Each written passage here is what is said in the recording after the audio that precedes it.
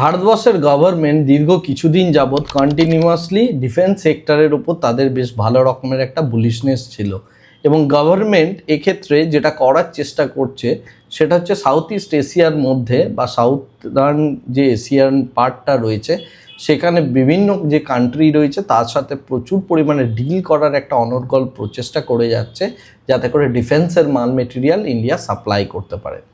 তো রিসেন্টলি অর্থাৎ গতকাল একটা নতুন ডিল সাইন হয়েছে ইন্ডিয়া এবং তার সাথে ভিয়েতনামের মধ্যে।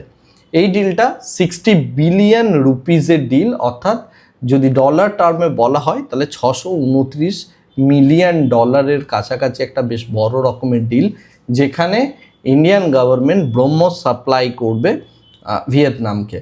এরপরে ইন্দোনেশিয়ার সাথে আবার একটা ডিল আসতে চলেছে, এই একই টাইপ অফ ডিফেন্সের ডিল ইন্ডিয়া করতে চলেছে।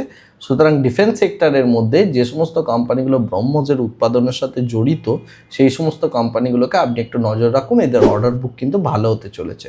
এ প্রসঙ্গে উল্লেখ্য যে ডেটা প্যাটার্নস, তার সাথে বিডিএল অর্থাৎ ভারত ডায়নামিক্স লিমিটেড, এলএনটি, এই সমস্ত কোম্পানিগুলো ডাইরেক্টলি লিঙ্কড ব্রহ্মোসের উৎপাদনের সাথে। এছাড়া আরও প্রচুর সাপ্লায়ার্স রয়েছে যারা র মেটেরিয়াল সাপ্লাই তৈরি করে দেয় ব্রহ্মোস বানানোর জন্য।